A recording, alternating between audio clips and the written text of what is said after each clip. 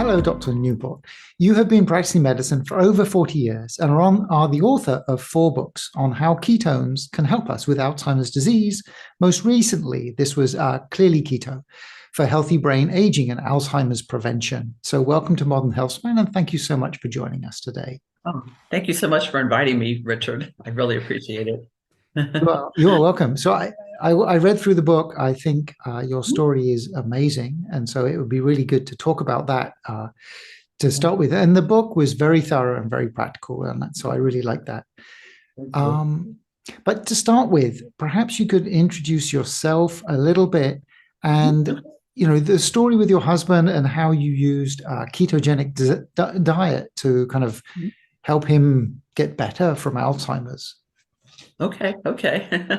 So, yes, I am a physician, as you said, and I am a neonatologist, a newborn specialist, and I practiced for 30 years in newborn intensive care units in the Tampa Bay area of Florida, and then I've done some other things since then. But my husband Steve was an accountant, and that worked perfectly for our family. He was able to work from home and be there for our 2 daughters. I had a lot of emergencies, and it just worked beautifully. And however, when he was 51 years old, he started having problems getting his accounting work finished, which had not been a problem before. And he started missing appointments with the girls. Even if I would call like 30 minutes ahead of time to remind him, he would still forget. And then he started forgetting if he'd been to the bank and the post office. And at this point, he was only 51. And I thought that's not normal, for 51. And he was also quite depressed at the time. So he saw a neuropsychiatrist to evaluate him. And that doctor mentioned dementia at the time, but he said, well, more likely it's depression, that's causing his memory impairment, and, prescribed antidepressants. And he said, but we'll watch him, we'll follow him. And he, continued to get worse. And it just happened that I had an opportunity to open a new newborn intensive care unit about an hour north of where we lived. And we moved that year. And it became very obvious after that something was wrong. He really couldn't find his way around, and that had never been a problem before. It was a small town, just a few arteries, main roads to get around on. And he just started spending like hours and hours in his garage looking for something. He was always looking for something in his garage, just strange behavior. So I contacted our local, like an Alzheimer organization, and they referred me to a neurologist for him, and he was evaluated. And the doctor said, well, he does have some type of dementia. He had a very complete evaluation, written, evaluations and blood work and an MRI. The MRI was normal at that point, but he said, I'm going to watch him. I don't want to call it Alzheimer's yet, but let's see what happens. And then 6 months later, he said, yes, I'm quite sure this is Alzheimer's. And that was devastating. At this point, he was 54 when he was diagnosed. And you don't expect somebody to have Alzheimer's that early. And that's something like 1% of cases are early onset before age 65. So it is fairly rare, but, he continued to get worse. And by 2008, he had lost all of his accounting, wasn't driving for a couple years. He was going downhill very quickly, couldn't converse very well in the mornings. He walked strangely. He couldn't pick up a speed and run, and had tremors and that type of thing. And there were 2 clinical trials that came along at the same time, and I signed him up, for both clinical trials to try out. And I was reading the night before the first screening about the risks and benefits of the 2 drugs that he was going to try out for. And I came upon, just by accident, a press release about a medical food that was going to come out about a year later that had done testing with just a single dose. And nearly half of the people with Alzheimer's who took it had improvement in their cognitive scores after just a single dose. And I thought, well, it didn't say what it was or how it worked. So I was able to get their patent application. And I found out that it was medium chain triglyceride oil, MCT oil. And I knew what that was because I'm a neonatologist. So it comes back to my training. We used to add that to the feedings of our tiniest premature newborns who were under 2 pounds to help them gain weight faster and grow faster. They would get home faster. And then they started adding it to infant formulas because these medium chain triglycerides, MCTs, are in human breast milk. Um, and then one thing I learned in the patent application is that it's MCT oil is extracted from coconut oil. So that's where I got the idea of what to do for him. And the reason that this could help somebody with Alzheimer's has to do with what's going on in the brain in Alzheimer's. There's a problem of insulin resistance. Like most cells can use glucose, nearly all cells can use glucose as a fuel. A fuel is needed to operate cells. And insulin is required either directly or indirectly to get glucose into cells. But when you have insulin resistance, which happens in prediabetes and diabetes type 2, the glucose doesn't get into the cells normally. And this is what's going on in the Alzheimer brain. Glucose just isn't getting into cells in certain parts of the brain, and the person declines because the neurons are sitting there. They need gasoline in the tank to operate, and it just isn't there, basically, is an easy way to think about it. So the cool thing about MCT oil is that when you consume it, part of it is converted to ketones, and ketones are an alternative fuel for the brain. And ketones, the research mainly done in Canada with PET scans is showing that ketones are taken up normally in the Alzheimer brain and in the cells in Alzheimer's. And ketones don't need insulin. They're kind of a tinier molecule than glucose. And like normally in our bodies, ketones will come from like breaking down fat. If you haven't eaten for a while, 10, 12, 14 hours, you use up most of the glucose that's stored in your body, and then you need another source of energy for your brain and other organs. And you start breaking down fat, and some of that fat is converted to ketones. But if you're eating just a regular diet, where you eat a lot of carbohydrate, and maybe you get up during the night to eat, or maybe you it's like 8 hours between your last meal overnight, you're not going to be in ketosis. You're not going to increase your ketone levels. And that's kind of a typical diet for many people. So basically, with the MCT oil is converted to ketones, no matter what you eat, that this will happen.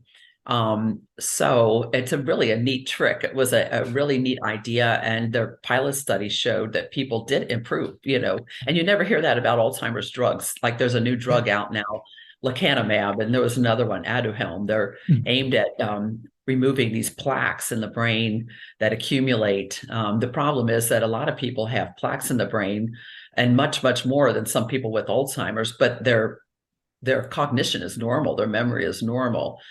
So, they've been trying to target this plaque for a long time. And, with lecanemab, there are some potentially serious side effects. Like 20% of people will either have some bleeding in the brain, microscopic bleeding, or they'll have some edema. They'll have fluid that leaks into the brain. And so it's like 1 in 5 people that take it can have this. It may slow down, cognitive decline for the others, but at what expense? And you don't know who's that's going to happen to, exactly. So, medium chain triglycerides, MCT, is just a food. It's a food that comes from coconut oil. It's used in infant formulas. It's that safe. And it actually improves cognition. Lecanemab does not improve cognition. They say it may slow down the decline in Alzheimer's. This video is brought to you by Bioptimizers. Magnesium is a crucial mineral for hundreds of reactions in the body and impacts everything, including sleep and muscle and bone health. It is difficult to get sufficient magnesium through our food. In our efforts to remain fit and healthy, my wife and I frequently exercise, after which it's important to recover well and get restful sleep. To help us with this, we chose Magnesium Breakthrough from Bioptimizer because it blends all 7 essential forms of magnesium into one effective supplement, while also using all natural ingredients and being gluten, soy, and lactose free. It has improved our recovery and sleep quality since we've been taking it. And we're happy to tell you that Bioptimizers are offering a 10% discount for Magnesium Breakthrough to Modern Healthspan audience. Just go to www.magnesiumbreakthrough.com/modern or click on the link in the description to get a 10% discount with coupon code MODERN10. Thank you for your support. So how was this working with your husband? Okay, so then, I'm learning about this and it was about 1 a.m.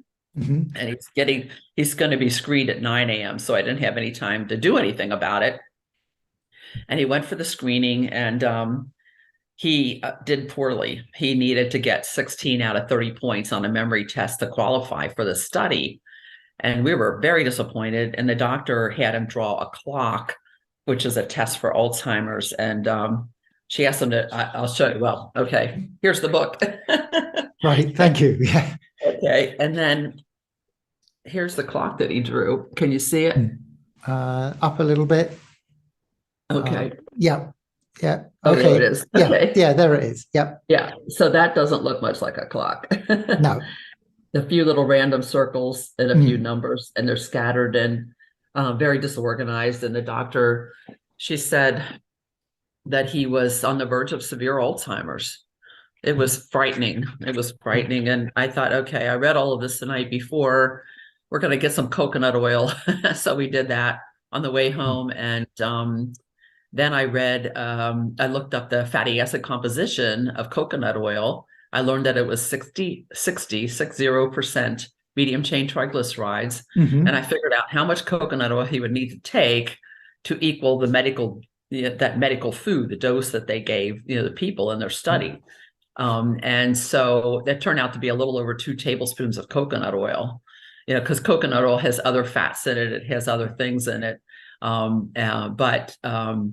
he needed to take that. And so the next day he was set up to screen for the clinical trial in the afternoon and at 1 in the afternoon. And so around 9, I gave him the coconut oil and oatmeal. I took some at the same time and I got indigestion. He was perfectly fine with it.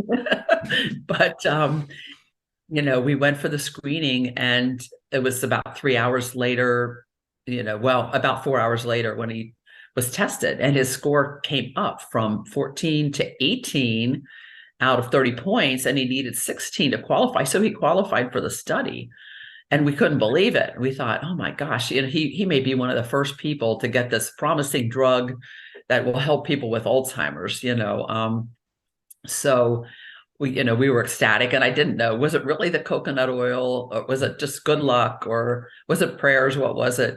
So I thought we're going to keep it going, but I started reading and getting my hands on everything I could about how to cook and how to use coconut oil, in the diet.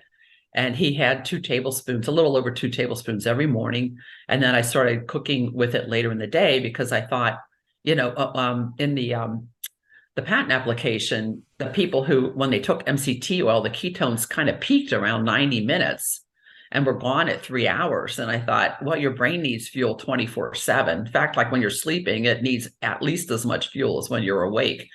And so I thought, why just 1 dose? Why not just incorporate it into the meals throughout the day?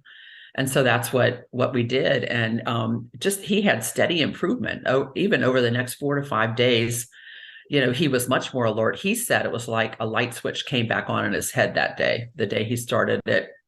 His mood improved. He started having much better conversation, in the morning. He can find utensils in the drawer and get, water from the dispenser in the refrigerator, which he had not been able to do. And just carry on a conversation with me. And he was whistling again and saying, telling jokes again. His personality was coming back. And this was by the 4th or 5th day, we were taught, we said to each other, something has happened for the better. Something has improved here and we're going to keep this going. And so I started and already was, researching ketones, trying to learn as much as I could.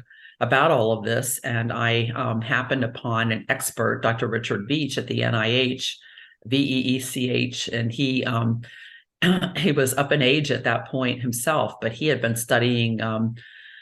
He was an MD, but also a PhD. That he had gotten his PhD at Oxford, and he had studied in the lab of Hans Krebs, who was very famous for much of what he worked out about metabolism.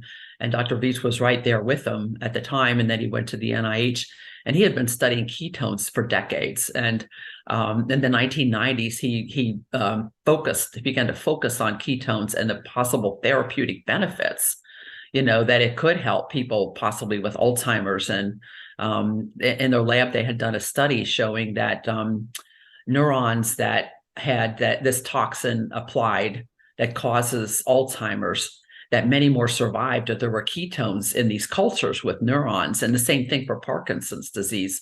So this was in 2000, and this is what gave the people with the MCT oil, medical food, the idea to that this might help, that MCT oil might help Alzheimer's. So they started studying it then. They published their first results in 2004, which was the year Steve was diagnosed, but it was in a very obscure journal and it didn't get out in the press. I mean, it just wasn't out there at all. In 2008, they had finished a trial. It wasn't published yet, but they had looked at 152 people. And again, almost half of them had improved cognition when they were taking MCT oil for 90 days. And then some of them stayed in for 6 months. And, it had, basically some of them were back down to the baseline at 6 months, but that gave them 6 months of extra time. But they had improved cognition too. Their memories were better. They were functioning better. So, it just to me became very urgent. I thought, this happened to Steve. He improved, and there are 35 million people out there in the world with Alzheimer's. And it became, my obsession that I have to let everybody know about this, But I contacted Dr. Veech. I was able, his phone number was in Wikipedia, and I called him and he answered the phone just like that. It was kind of amazing. And I asked him questions about coconut oil and MCT oil. I didn't tell him yet what had happened with Steve, but I just asked him, theoretically, do you think that this could help somebody with Alzheimer's, coconut oil? And he was like, well, these guys called me about MCT oil a few years back, and I didn't think the levels would be high enough. And he was developing a ketone ester, which could greatly increase ketones quickly within 20 or 30 minutes. And he had been working on this since the mid 1990s.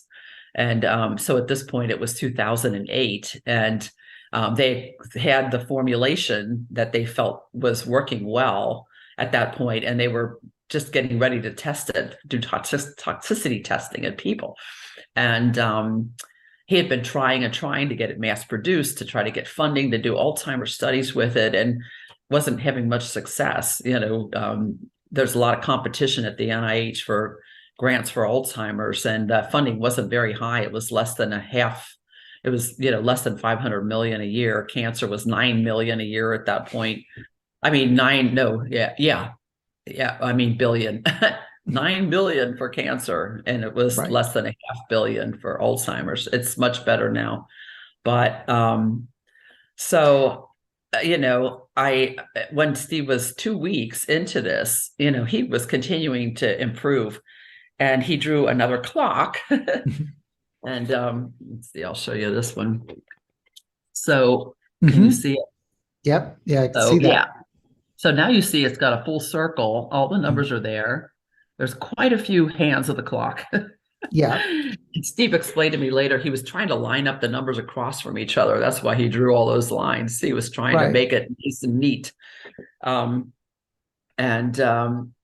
faxed it to Dr. Veech, and I told him what I had been doing. And I faxed him the before and after clocks at 2 weeks.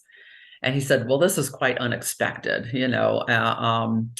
He said he just didn't really think that something like coconut or MCT oil would produce enough ketones to have this effect, So he started, he had several other associates that They were all up in age. They had all been studying ketones. They'd been writing hypothesis papers about this for several years. And he had them call me, and we talked, and he started sending me all kinds of papers and all kinds of information about it. And then I just, like I said, I was obsessed with getting the message out. So I found out the Alzheimer Association it was going to have their international conference in July of that year, and this was May, so this was like 2 months later. And I wrote a paper about it. It was just like a case report about my husband, Steve, how the medical food works, that it needs to be studied urgently. And by the way, there's this ketone ester out there that needs funding, urgently, to help people with Alzheimer's. And I planned to take this article and to the conference, and they have an exhibit hall there, and some people have tables you can distribute information usually. And I sent them the article so they could see it. They agreed to let me have a table. I had 1,500 copies printed up in Chicago where the conference was going to be. We had the travel, and my sister and her husband came so they could stay with Steve, while I and work at the booth, while I was going to the conference. And about 3 days before, they contacted me by email and said, well, we changed our mind. You cannot have a table. And they didn't want me to distribute the information. And, they didn't really explain why. They made up some excuse. Well, you have to be a corporation. I said, well, I'm a physician. I have a corporation. So this is my corporation. Well, it needs to be, I don't know. They had all kinds of excuses, and they finally said, no, you just can't do it. And you can't distribute any, at the conference, but you can come to the conference. So we went to the conference, and my sister and her husband, they distributed copies out and about in Chicago. I looked at quite a few poster presentations, and if they were talking about nutrition, glucose, insulin, anything remotely related to this issue, that ketones, that I think these people might understand it, I would talk to them about it. Mm-hmm. And I would slip them a copy of my article. So, just trying to get the message out there. And then I started writing about it, more. I started giving talks locally when we got home at health food stores. I would leave copies of the article there, and then I would get invitations to, give a presentation, and Steve would come. And at the first time it was 4 people.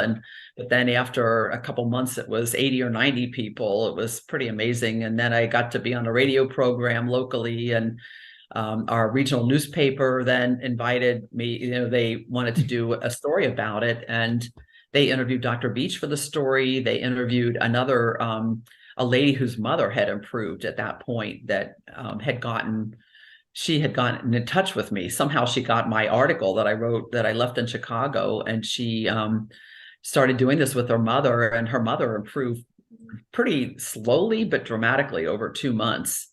This was a lady that was, she was basically staying in bed. She didn't recognize her family. She was barely talking. She wasn't eating well.